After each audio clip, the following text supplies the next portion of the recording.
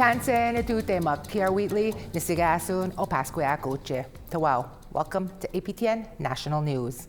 The Carney government submitted its multi-billion-dollar plan for long-term reform of the First Nations Child and Family Services Program to the Canadian Human Rights Tribunal on Monday. The government's plan commits $35.5 billion to long-term reform to the end of 2034. It also says it will provide an ongoing commitment of $4.4 billion annually after that time period to ensure First Nations children and families have sustainable resources. At an Assembly of First Nations meeting in October 2024, chiefs rejected a proposed $47.8 billion agreement on long-term reform, that was put forward by the Trudeau government, saying it had been reached without enough consultations with First Nations. At a press conference in Ottawa on Monday, Mandy Galmasti said the two agreements contain the same financial commitment from the government. A commitment that was put forward is one that we continue to maintain. The matrix of evaluation is now on 7 years, with the remaining balance of those funds to be at $35.5 billion. We have continued to fund the actual costs of child and family services from the time of the initial deposit of that commitment. So there is ongoing use of these amounts to ensure that we are able to support First Nations. The First Nations Child and Family Caring Society and the Assembly of First Nations have also submitted their plan to the Canadian Human Rights Tribunal, dubbed the Loving Justice National Plan. We'll hear more about this from Cindy Blackstock of the Caring Society with Dennis Ward on tonight's newscast. A long-time 2S LGBTQ+ activist in Alberta says she was denied her claim from Indian day schools due to documents being sent too late. APTN's Chris Stewart has the details. Chevy Rabbit has a large presence in the LGBTQ+ community in Alberta. For over a decade, she has raised awareness of important issues with her Walk a Mile in a Ribbon Skirt and Hate to Hope rallies. Like many others, she suffered as a child in the Indian day schools.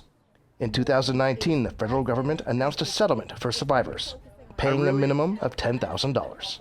Chevy says she applied to Deloitte, the multinational corporation handling the settlement, and was told her narrative was missing, which is where you describe the traumatic events that affected you.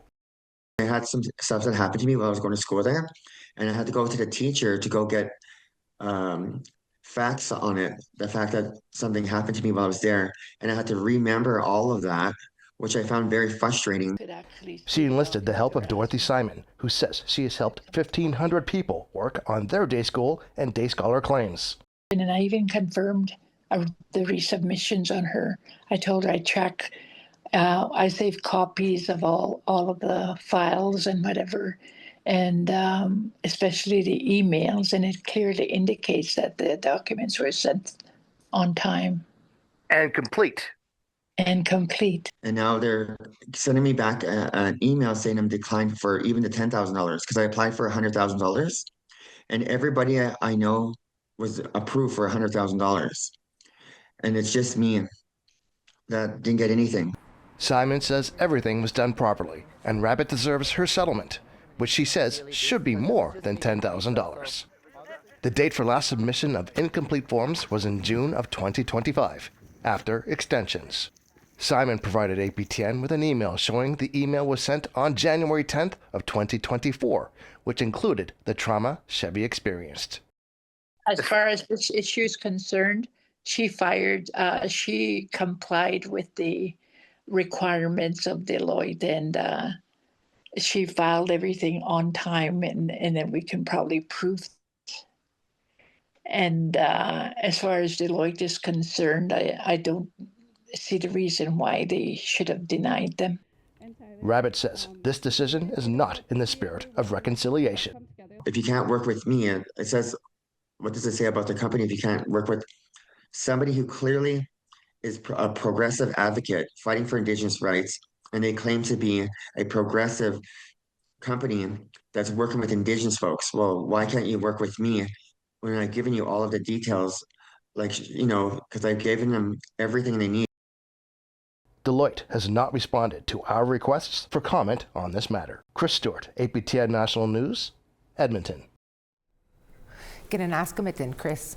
Earlier this month, Resilience Montreal and the Native Women's Shelter of Montreal organized a vigil for the community. It's to honor the lives of those who've used shelters and who have also passed away since June 2024. Our journalist Stephanie DeSev shares the story. Glenn, also known as Lex, Annie Angetigert, Victor Derry. May they rest in peace. Despite the cold and falling snow, roughly 100 people gathered for a memorial service in honor of the 33 people who died since June 2024. They gathered at Cabot Square in downtown Montreal. Some had lost a sister, a cousin, or a colleague. For many, this vigil was their only opportunity for mourning. C'est un honneur de les avoir avec nous. Merci. 26 or more of the deceased had stayed in shelters, and according to the organizers, 70% of them were Indigenous.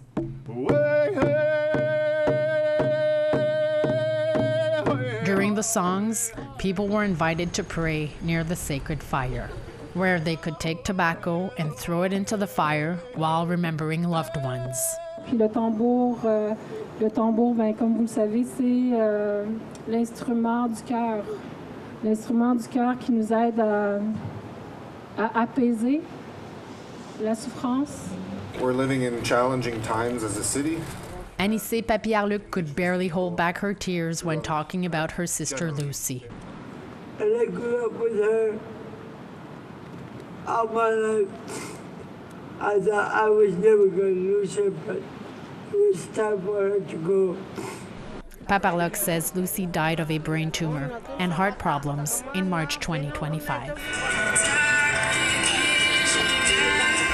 Marie-Lou Maisonneuve is the coordinator of Indigenous initiatives at the only Indigenous cafe in Montreal, the Roundhouse Cafe. Maisonneuve took the mic to honor two of her former employees, starting with May Ituk. Tout le monde s'est attaché rapidement à elle et nous aimions avoir des conversations avec elle tout en travaillant. Everyone called her Pinky. Pinky aimait apprendre et elle aimait travailler avec grand soin, bien faire les choses. May Pinky Ituk passed away in December of last year. Maisonneuve honored the memory of another barista who participated in the employability program, Leila Pemidzewin Twinish. Elle avait une voix si douce, autant en parlant qu'en chantant. Twinish passed away in April of this year. It's absolutely devastating to have to do these, but it's really important, you know? Nakosset would like to no longer organize such events. In the 10 years since the Truth and Reconciliation Commission, she insists that little has been done. It should have already been completed, but only 15 have been completed of the calls to justice. So I think that says a lot. It says that society really doesn't care about implementing anything. So then it affects services for Indigenous people when they have to go to the hospital, when they have to call the police, when they have to, find housing. There's so much discrimination, racism, and it's not getting better. Qui emporte cette prière-là au Créateur. The last memorial vigil was held in June of last year. It honored 37 lives lost over the past 3 years. This one highlighted the lives of almost as many people in half the time. Stéphanie Desève, APTN National News, Montreal. Tapwagich Stephanie. And we take you to Wallastaguiag territory for a Christmas feel-good story when we come back. Chesqua.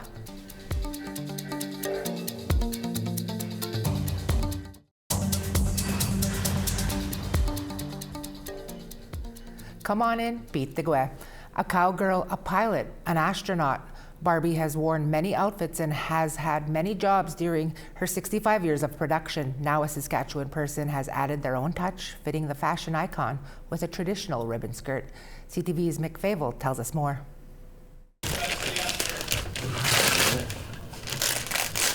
Tyla Gerald just got a version of Barbie not found in any stores. It's fitted with a ribbon skirt, a traditional Indigenous garment similar to the one Gerald is wearing. The new addition is unlike anything in her collection. Happy? Yeah. excited. It was nice to have it, right? Mm-hmm. Crystal Pelche remembers her days as a child and her times with Barbie. She recalls not having any dolls which directly reflected who she was as an Indigenous person. She is happy her daughter gets to have a different experience, with Indigenous culture now being better represented.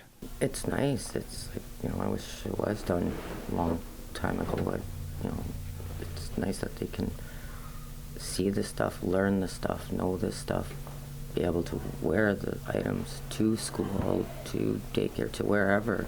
Earlier this month, the North Central Family Center received 10 of the Indigenized Barbie dolls. Although the person prefers to remain anonymous, they did share the reasoning behind the creations. The maker creates the dolls in honor of their niece, who died at the age of 5, as well as for Isabella Kulak, who was shamed for wearing a ribbon skirt in 2020. The unique dolls are in high demand at the center. It's something that you normally don't see, and to have a little, something that you can as well look like in a nice ribbon dress.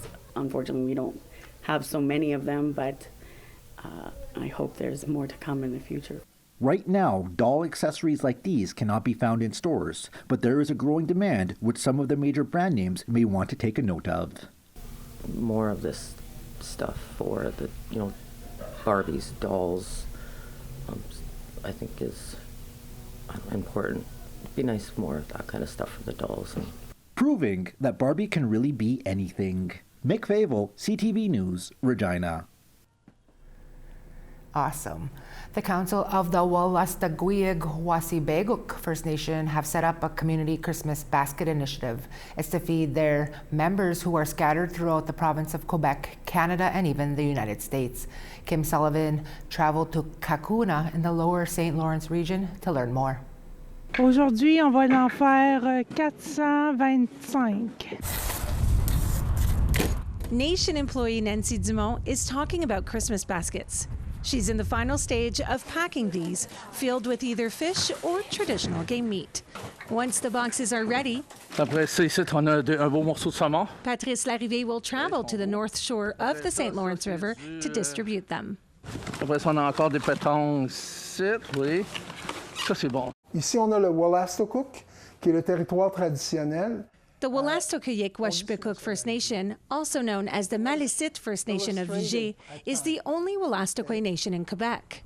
After the loss of the Vigil reserve lands in 1869, the Quebec government purchased a piece of land in Kakuna to create the Kakuna 22 Reserve. Measuring 0.18 hectares, less than half the size of a football field, Kakuna 22 is the smallest reserve in the country. C'est pour ça qu'aujourd'hui, on a assisté à un exode et que nos gens sont répartis un peu partout à travers la province. En fait, la province, le Nouveau-Brunswick, les États-Unis. The general director of the Wolastoqiyik-Wassbequk First Nation, Larry Jennis, says that since the Wolastoqiyik are spread so widely, the implementation of cultural initiatives is essential. La nation était considérée comme, a été reconnue par le gouvernement du Québec en 1989. Donc pour nous, on est un peu à l'adolescence ou au début de l'âge adulte de notre renaissance. Donc pour nous, c'est des gestes d'affirmation, c'est des façons de reconnecter puis de ramener nos gens, de se réapproprier cette culture-là. It's why they launched a community Christmas basket initiative 10 years ago. C'est une façon de contrer la hausse des coûts de la nourriture, mais c'est aussi une façon de goûter aux produits du territoire, donc de rester connecté avec ce territoire-là. And an opportunity to meet up with community members. Ça permet, je dirais, d'aller au-delà de cette barrière-là de la distance qui s'est créée avec les années. Logistics aren't easy. Registration begins in April, followed by community fishing and hunting in the fall, preparing and receiving the goods, assembling and filling the boxes, and finally distributing them in time for Christmas. On parle de 18 endroits différents, donc où on envoie les denrées à nos membres, où ils peuvent aller cueillir leurs boîtes. En plus de ces 18 endroits-là, on a des gens qui vivent en région éloignée, où il faut envoyer par bateau, par autobus.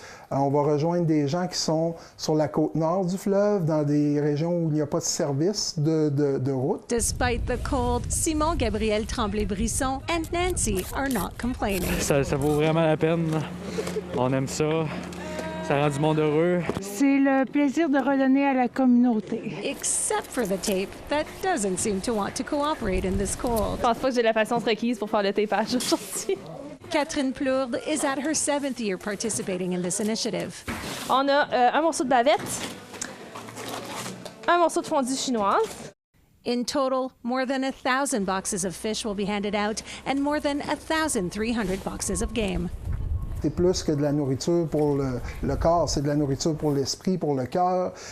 C'est des occasions de créer des connexions pour les gens. Donc, c'est beaucoup plus que simplement de la nourriture. It's a lot of joy coming out of such a small land base. Kim Sullivan, APTN National News, Kakuna 22 in Quebec. Gananaskamitin Kim, we now want to tell you about this week's web poll question. Over on our website, we ask, how do you feel about 2026? Are you hopeful, worried, a mix of both, or unsure? You can go to our website, aptnnews.ca/poll to cast your ballot. And we tell you about a pair of First Nation boys who made the cut for the World Juniors. That and more right after the break. Cheskwa.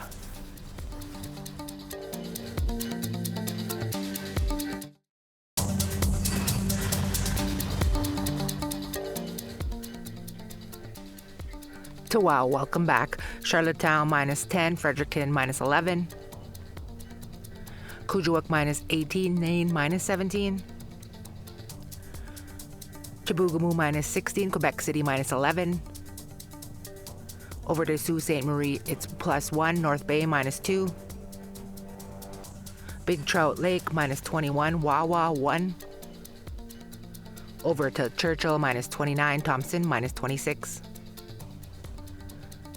Gimli -15, Brandon also -15, North Battleford -21, Regina -20, up to Uranium City -33, Buffalo Narrows -24. Moving west to Alberta, High Level -26, Peace River -23, Edmonton -18, Calgary -11. Over to BC, Kamloops -1, Campbell River 4 degrees. Northern BC, Smithers -15, Dease Lake -27. Up north at Old Crow -22, Mayo -30. Wati -23, Norman Wells -19. Tuktoyaktuk is -15, Inuvik -14. Cambridge Bay -20, Baker Lake -23. Arctic Bay -31, and Iqaluit -21. 2 First Nation hockey players will be playing for Team Canada in the 2026 World Junior Championship. Whitehorse native Gavin McKenna is one of them. The Trondequetchin First Nation citizen scored 1 goal in 5 games during last year's World Juniors.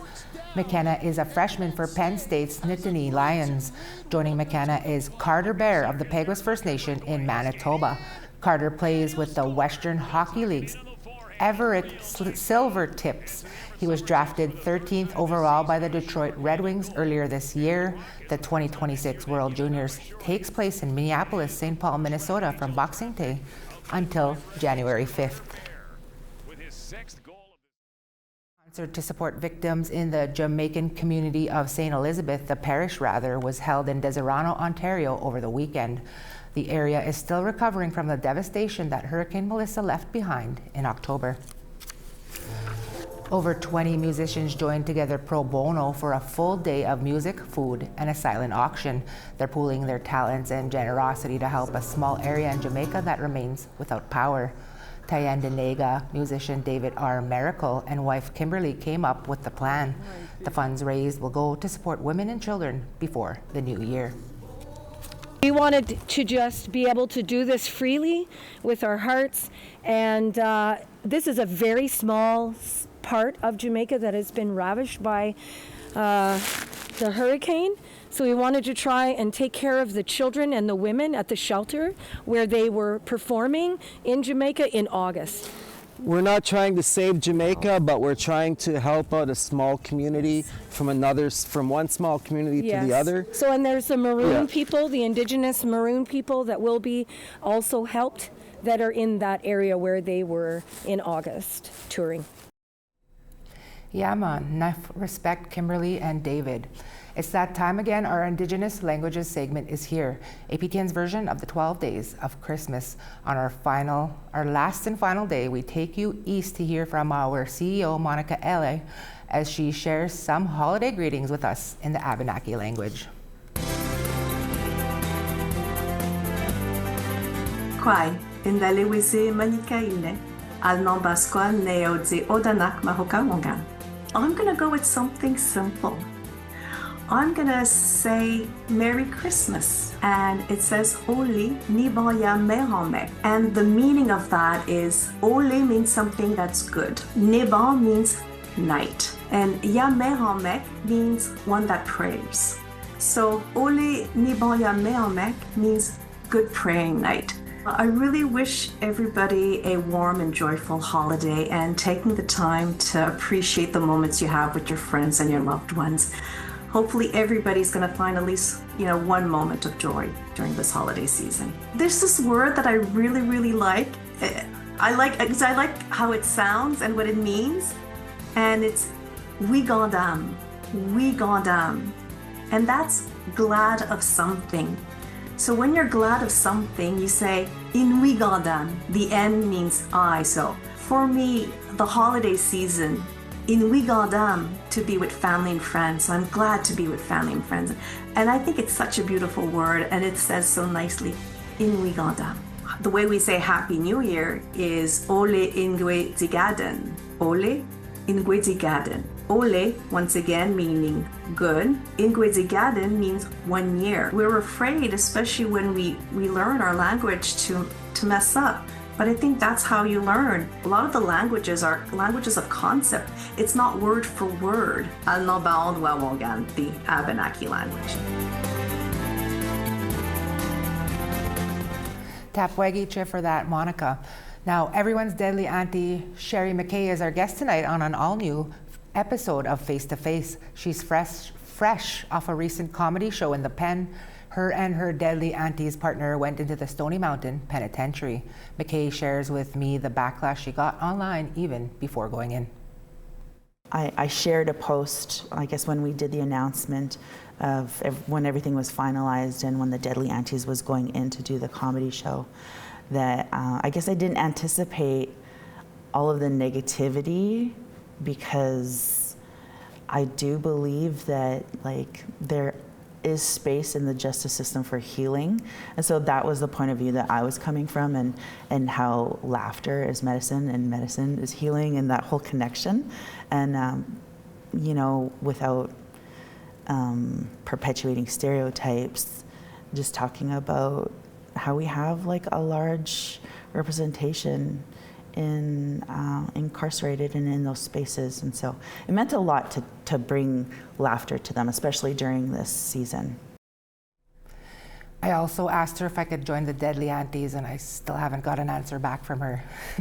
And that's your APTN National News for the afternoon of Tuesday, December 23rd. I'm TR Wheatley. It's been a pleasure to be here with you. Join Dennis Ward again at 6 p.m. Eastern for the news from around the country. Until then, from all of us at APTN to all of you, agase, hitam, kekawapamitinanaw.